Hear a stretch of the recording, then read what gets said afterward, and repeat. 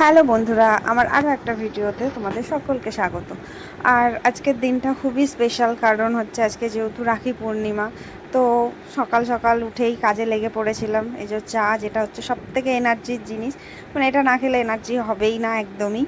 তো ওই জন্য সকালবেলা তিনজনের 3 কাপ চা নিয়ে বসে পড়লাম। এই যে দেখতে পাচ্ছেন, আমি সকালবেলা লিকার চাই খাই, আমি দুধ চা খাই না। দুধ চা খেলেও বেলার দিকে খাই, কিন্তু একদম আর্লি মর্নিং আমি লিকার চাই খাই। তারপরে যেহেতু ভাই বোন ছেলের আসবে, মানে আমার ভাগনা ভাগ্নিরা সব আসবে, তো ওই কারণে এই যে ঘর দুয়ার সব গুছিয়ে রেডি করে নিয়েছিলাম। কারণ একদম টাইম নেই, কারণ বুঝতেই পাচ্ছেন বাড়িতে যেহেতু ওরা সবাই আসবে, টাইমে সমস্ত কিছু করতে হবে। তারপরে এই যে খাবার দাবারের এখানে জোগাড় করতে চলে এসেছিলাম। তো যেহেতু আজকে শনিবার, আজ যেহেতু হবে না, নিরামিষই খেতে হবে। তো নিরামিষ এবার বাচ্চা মানুষ, ওদেরকে কি করে দেওয়া যায়, তো ওই জন্য করা হলো যে রাইস, আলুর দম, বেগুনি, চাটনি, পনির এগুলোই করে দেওয়া হবে। তো সেই মতে সমস্ত আনাজ ফানাজ কেটে সব গুছিয়ে রেখে স্নান করে আগে এই যে আমার বড় ছেলে, একে সবার আগে করে নিলাম। তারপরে ওর ঠাকুমাও ওকে রাখি পরায়, যেহেতু বড় ছেলে ছোটোটাকে পরায়, বড়টাকে পরাবেন এটা কখনো হতে পারে? তো ওই জন্য এই যে বড় ছেলেকেও রাখি পরিয়েছে, কৃষ্ণকেও রাখি পরিয়ে দিয়ে গেছে। তারপরেই আমি পুজো দিতে বসে পড়েছি, কারণ পুজো দিয়ে আমার মনে হয় রান্নার ওদিকে গেলে সব টাইমলি সব ঠিকঠাক হয়ে যাবে, নাহলে সব কাজের দেরি হয়ে যায়। তো ওই জন্য আগে চেষ্টা করি কোনো অনুষ্ঠান থাকলে বা বাড়িতে কোনো গেস্ট এলে আগে স্নান করে পুজোটা দিয়ে তারপরে বাকি সব কাজের দিকে যাওয়ার। তাহলে আর কোনো চিন্তা থাকে না যে কখন স্নান করব, কখন কি করব। তো ওই জন্য এই যে দেখতেই পাচ্ছেন বড় ছেলেকে রাখি পরিয়ে যে মিষ্টি দিয়ে গেছে ওর ঠাকুমা খেতে, আবার টাকাও দিয়ে গেছে, টাকাও পেয়েছে বড় ছেলে। গোপু দুজন, এই কৃষ্ণ দুজনেই পেয়েছে। আমাদের বাড়িতে গোপু নেই, আমাদের বাড়িতে কৃষ্ণ। এখানে যে কটা দেখতে পাচ্ছেন সব কটাই কৃষ্ণ আর রাধাই রয়েছে, গোপাল নেই আমাদের বাড়িতে। তো তারপরে এই যে এটা আমার ছেলেকে পরিয়েছে, ছোট ছেলেকে। ও বললো আমার একটা ছবি তুলে দাও মা। তো এত সুন্দর একটা রাখি পেয়েছে, ওটা ছবি না তুলে রাখলে হয়?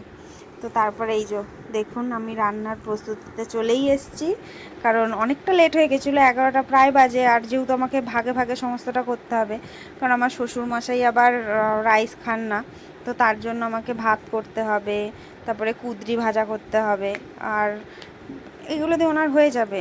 কাকি শাশুড়িকে বলেছিলাম একটুখানি ডাল দিয়ে দিতে, পাঁপড় ছিল, বেগুনি ছিল, তো আমার শ্বশুরমশাই আর কিচ্ছু লাগবে না, ওনার ওই ডাল আর ওই কুদরি ভাজা হলেই ওনার খাওয়া হয়ে যায়।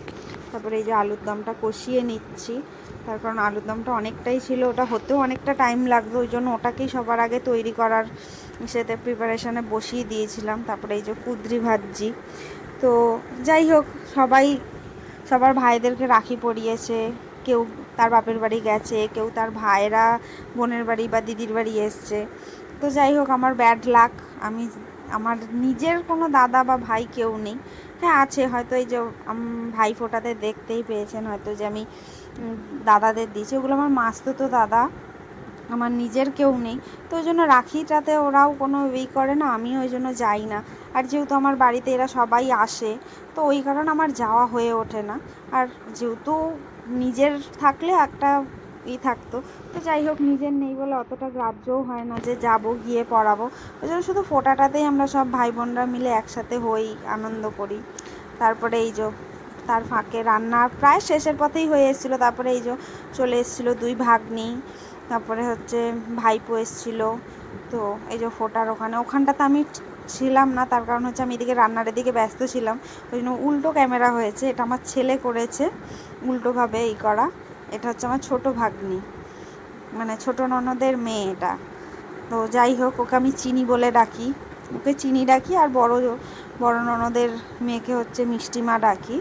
আর জায়ের ছেলে যে, এই যে একে দেখতেই পাচ্ছেন, একে আমি টু ডাকি।